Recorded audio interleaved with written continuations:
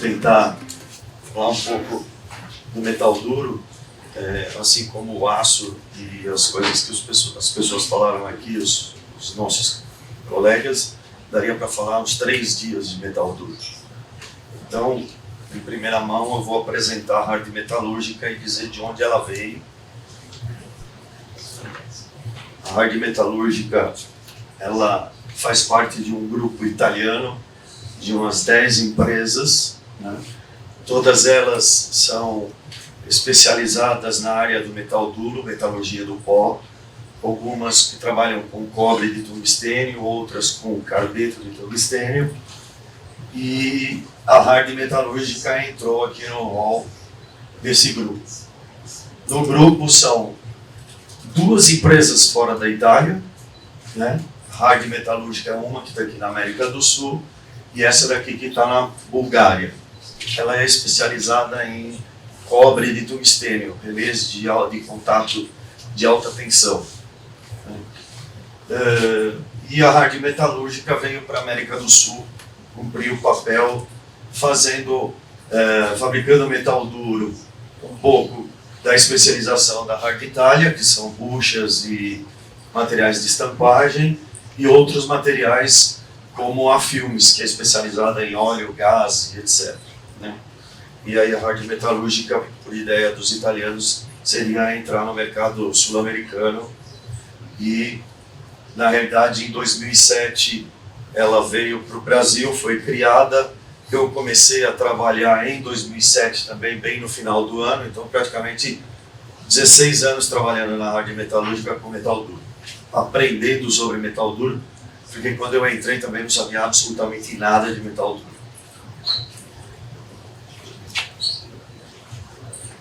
Fiz um slidezinho aqui para ter uma ideia do que é o metal duro, né? Esse cidadão aqui na Alemanha, em 1920, conseguiu reproduzir em laboratório a composição do metal duro, que seria o carbeto de tungstênio e o cobalto, que é a liga que compõe o metal duro. Ele reproduziu isso em laboratório. Aqui a gente fala o níquel e cobalto, porque o níquel é usado como substituto do cobalto na indústria farmacêutica ou na indústria alimentícia, por causa que o cobalto é cancerígeno. Tá? Então aqui nós temos os cristais, a formação do metal duro numa lente bem grande, o microscópio.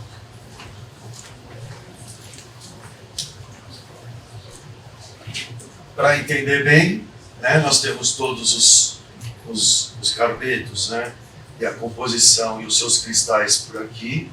Vejam que tem de vários tamanhos, né? Quando você faz a sinterização a 1500 graus, ocorrem alguns fenômenos e aí os cristais aumentam de tamanho com o fenômeno de recristalização, né? E a matriz, que seria o cobalto, o níquel, que é essa parte mais clarinha aqui, que, por ter uma temperatura de fusão muito mais baixa do que o tungstênio, quando você eleva a temperatura a 1500 graus, esse material banha todo o sistema, vira como se fosse uma sopa de letrinha, junta e densifica o material, que é o carbeto de tungstênio e os outros componentes que tem dentro, e o material solidifica e vira o nosso querido metal duro com durezas elevadíssimas. A ideia é falar um pouco de como já é fabricado o metal duro, né? Então eu fiz um slidezinho para falar como a gente fabrica o fluxo do processo de metal duro, né? A gente compra a matéria-prima, né, que é o carbeto de tungstênio, ou tungstênio metálico em si, o cobalto, molibdeno, carbeto de molibdeno, carbeto de cromo. São vários componentes dentro de uma composição, vai depender um pouco da classe do metal duro, que nós vamos falar mais para frente. E a gente compra tudo isso em pó dos nossos fornecedores homologados na Europa pelo laboratório, que uma das 10 empresas do grupo é um laboratório de pesquisa gigantesco, que além de desenvolver classes novas, né, controla toda a qualidade do metal duro fabricado no grupo inteiro. Nós fabricamos aqui no Brasil a mistura do pó e as classes, né? Mas ela é controlada pelo laboratório. A validação da dureza, da metalurgia completa, de análise que a gente faz daquilo que a gente fabrica aqui, é controlado pelo laboratório na Itália para se manter um padrão de qualidade do mesmo nível. Tá? Então a gente compra a matéria-prima, a gente tem um ligante que a gente chama de ligante orgânico, que é parafina, né? E um meio líquido. Junta tudo dentro de um moinho, né?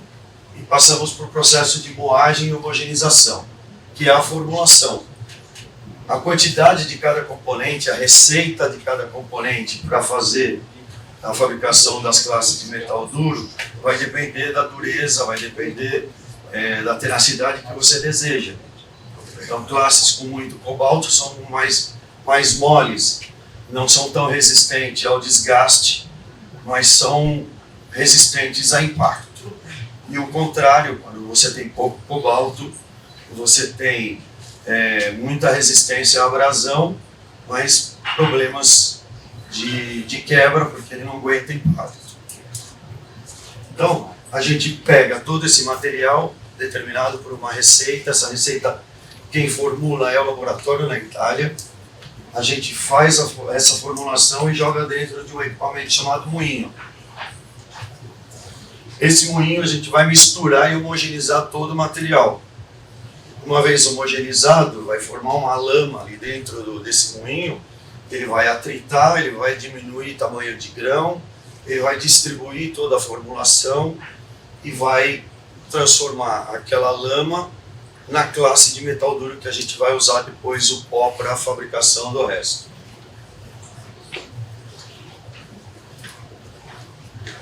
Vamos lá. Ele passa pelo processo de homogeneização e secagem, depois ele vai peneirado. Uma vez peneirado, o laboratório faz a análise da composição, identifica se esse material tem algum problema e precisa ser corrigido, ou se ele está metalurgicamente falando ok. Se ele foi liberado pela Itália e tiver ok, nós vamos prensar o material. O que é? Nós vamos prensar o material da forma que é mais próxima para aquela ferramenta ou para aquilo que está sendo solicitado. Depois dá para a gente conversar um pouquinho mais, até mais profundamente no passo a passo. Existe um procedimento que depois a gente chama que é a remoção da cera, que seria tirar esse ligante orgânico da composição, porque ele está lá só para eu poder compactar na hora de prensar. Ele não serve para mais nada. Então a gente faz a remoção da cera na pré-sinterização, que a gente chama, que é eliminar a parafina de dentro da composição. Basicamente, dentro de um forno a 500, 450 graus, o material começa a transpirar essa parafina, ela evapora e vai embora arrastada pelo gás inerte e ele vai sair de fora da composição. Nesta fase, a gente aproveita para dar uma endurecida no material, para que a gente possa usinar ele depois e transformar ele em um formato muito mais próximo daquilo que o cliente deseja. Fazendo isso, a gente consegue fazer com que o cliente usine menos o material que ele vai fazer a ferramenta, né? A gente fornece basicamente o material em bruto, né? E existe uma segunda fase depois disso, que vai para a usinagem. Aqui o material já ficou um pouquinho mais duro e depois a gente vai sinterizar. Notem que eu coloquei uma outra fase aqui, ó, porque o material depois de prensado, se ele já estiver na forma que eu vou entregar para o meu cliente, eu não preciso fazer isso, eu já ponho ele dentro de um forno. A Hard Metalúrgica adquiriu um forno em 2023, 2024, que já faz a retirada da cera e já faz a sinterização num único ciclo. E aí a gente ganha tempo, né? Aqui um exemplo do processo de mistura, né? São os moinhos, alguns tipos, né, que eu coloquei aqui para... Às vezes você coloca aquele monte de pó aqui dentro e coloca um álcool isopropílico, que eu falei, para a formação de uma lama, né? a parafina. Então é uma receita de bolo, basicamente, que você põe aqui para girar aqui dentro. Aqui dentro tem energia bastante para triturar o grão, homogeneizar toda a composição que você colocou aqui dentro, que depois vai ser descarregada e vai virar a classe de metal duro que vai ficar lá na prateleira esperando o que o cliente comprar, alguém comprar e a gente fazer a prensagem do pó e tudo mais. Aqui o exemplo, uma ilustração da prensagem, né? Depois que o material foi aprovado, depois que ele já foi validado pelo laboratório da Itália, ele passa para a prensagem. Ele vai ser prensado para ter uma boa performance, né? Ele vai ser prensado dentro de um molde, e aqui é quando você joga o pó dentro do molde, está completamente separado. Vai aplicando forças em todas as direções, porque em todas tem que ser igual em cima e embaixo, para ele não ter uma deformação. Se você prensa muito em cima, ele vira um cone, porque em cima vai estar muito bem prensado, embaixo não.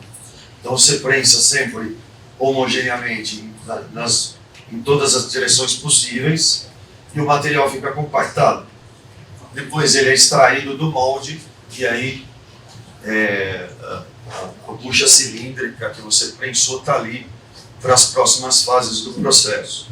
É importante, quando o cliente vai comprar o metal duro, fazer o mesmo trabalho que faz com o aço.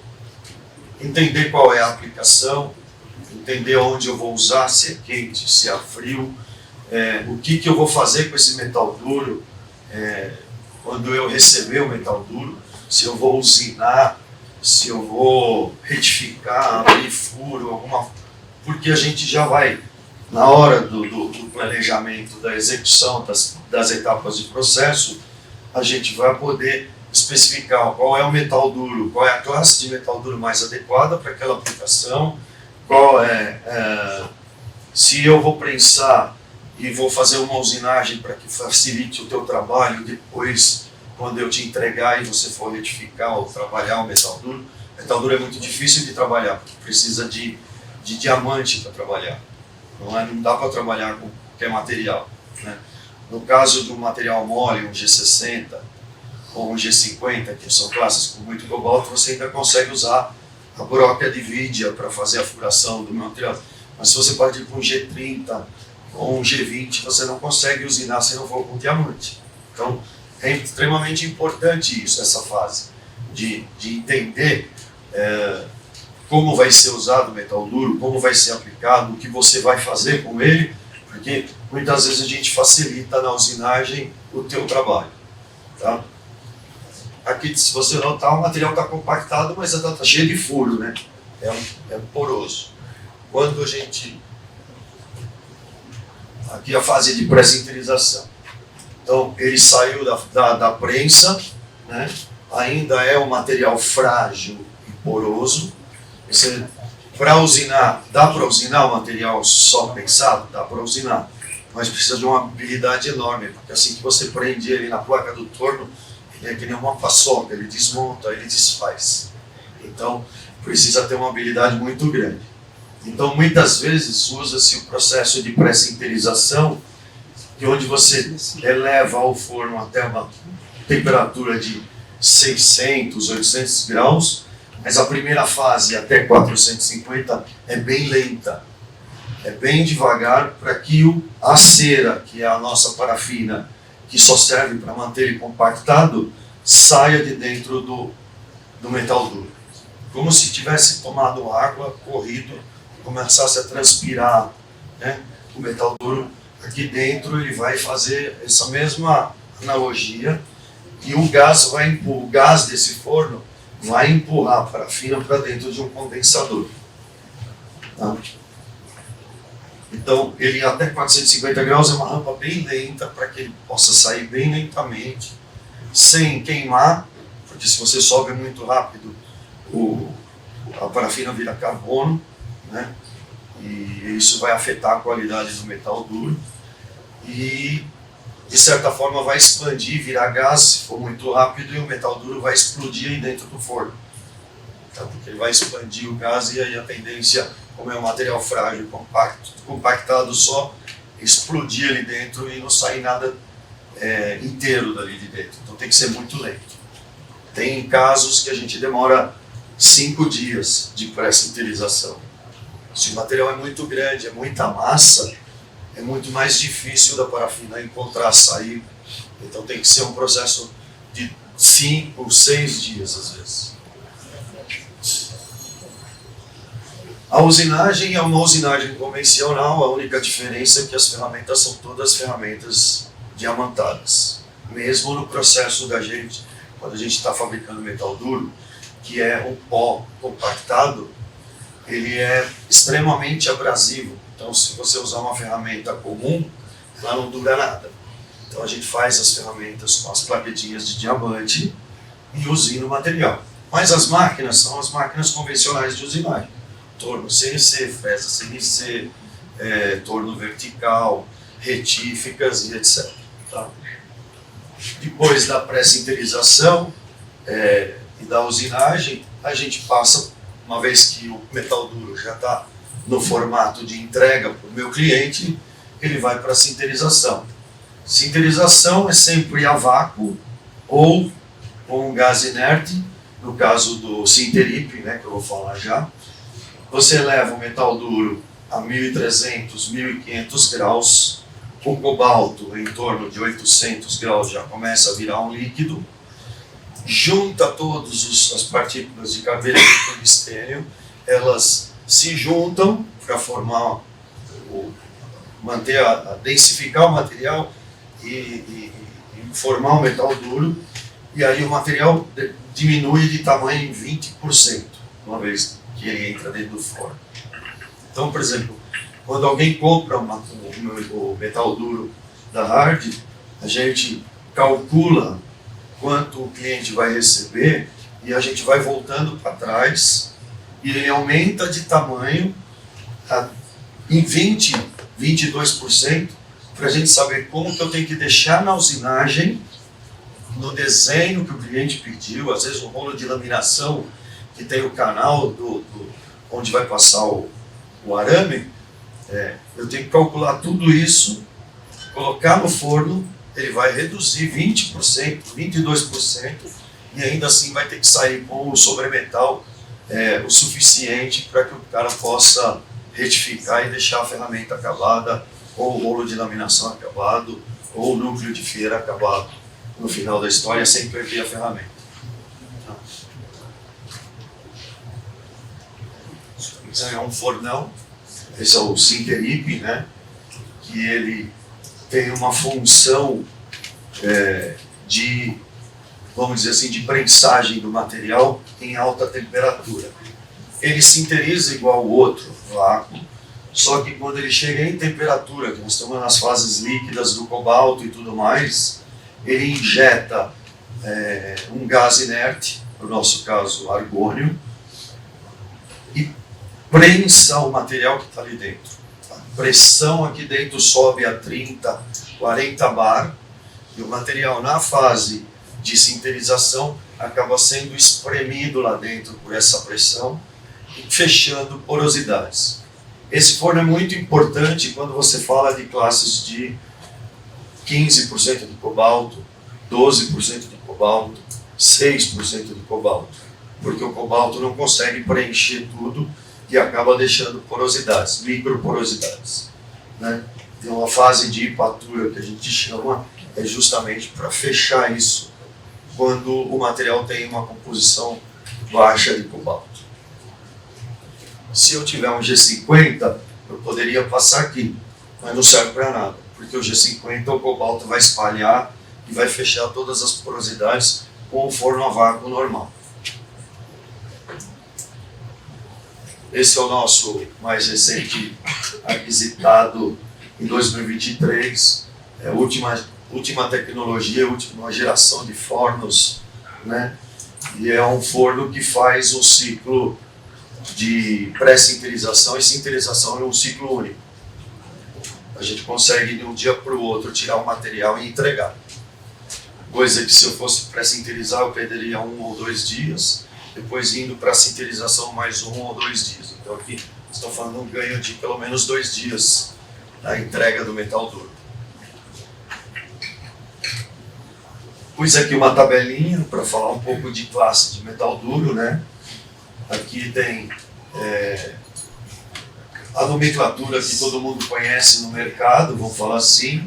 E hoje, como o grupo especializado em metal duro e fabrica e pesquisa muito sobre metal duro, nós temos um mar de classes de metal duro, assim como tem uma montanha de tipos de aço, né? E aqui no Brasil a gente faz essas aqui, essas 1, 2, 3, 4, essas 10 classes que estão aí na tabela.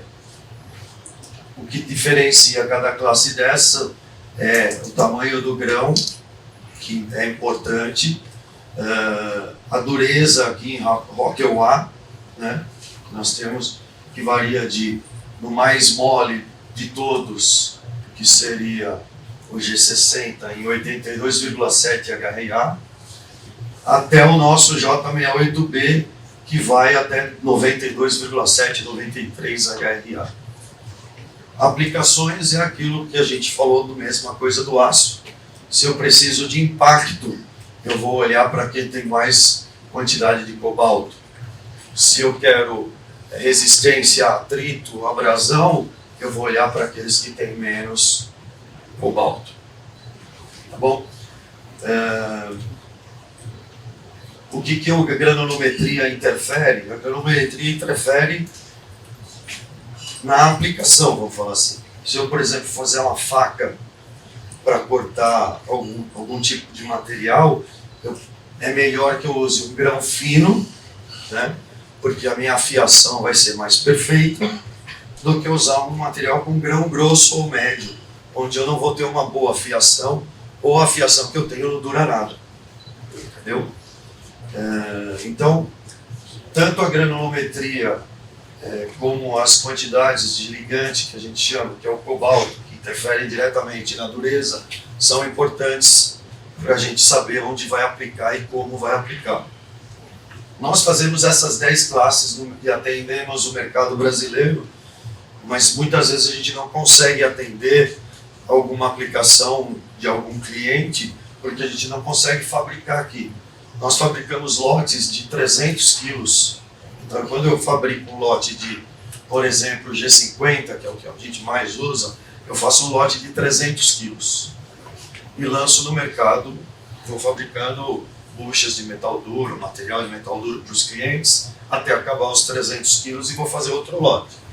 Imagina que o cliente quer fazer uma faca com microgrão e eu não tenho nada com microgrão aqui, eu não posso fornecer para ele isso, porque eu vou fazer um lote de 300 quilos, vou tirar para ele um produto aí que vai me consumir 60 quilos e os outros 240 quilos vão ficar parados lá na prateleira. Então, a gente precisa estudar bem como fazer, como usar as classes que a gente tem aqui, e no desenvolvimento de uma classe nova a gente vê se realmente vale a pena ou não.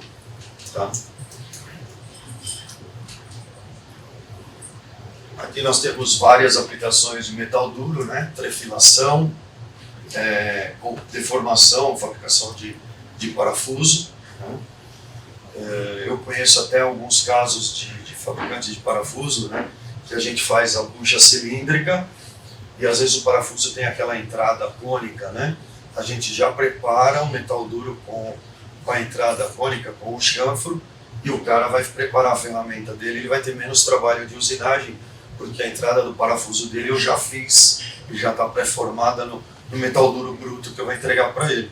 Entendeu? É interessante porque um caso só, assim, só para elucidar, eu não consegui trazer de nenhum cliente final, até porque eu fiquei doente e não consegui colocar na apresentação. Um fabricante de parafuso nosso, um cliente nosso, ele fabricava um parafuso lá com ferramenta de aço. e ele tinha lá uma performance de 500 mil de parafuso por ferramenta. Quando nós fizemos um trabalho de metal duro, e ele se interessou pelo metal duro, foi atrás, a gente estudou a aplicação, fez tudo mais. Quando ele colocou a ferramenta de metal duro, ele saiu de uma performance de 500 mil de parafusos para 3 milhões de parafusos. Então ele conseguiu estampar 3 milhões de parafusos com o mesmo modelo de ferramenta, a única diferença é que o núcleo era de metal duro e não de aço. Um pouco mais de aplicação aqui, né? Conformação de corte de chapas, né? Quando você vai fazer corte de chapas e vai fazer uma faca, então você pode aplicar o metal duro, sempre na classe correta, porque senão vai acabar quebrando e não vai servir para nada. Muitas vezes a performance do metal duro não é boa, mas não é por causa do metal duro, mas é por causa da escolha do metal duro. Por isso que a primeira fase lá do projeto é importante, como ele falou. Aqui anéis e punções, cilindros, né, que a gente fabrica, a gente consegue até fazer, a gente tem aqui na América Latina, talvez a única fábrica de metal duro que tem extrusora, então a gente consegue fazer duas classes de metal duro, a gente consegue fazer cilindros e réguas de até 450 milímetros de comprimento e alguns diâmetros abaixo de 8, de 7 para cilindros, por exemplo. Núcleo de fieira, a gente faz o núcleo de fieira em J68B, né? É um material altamente resistente a atrito, então o cara monta esse núcleo de fieira, ele tem uma performance boa para abrasão, calibra o fio de arame dele dentro desse núcleo e como ele é muito resistente à abrasão, ele dura muito mais. Mas se eu colocasse um material desse em G50, não ia durar nada. Eu ia fazer um pouco e logo o furo lá já ia abrir para um diâmetro diferente e eu ia perder a ferramenta.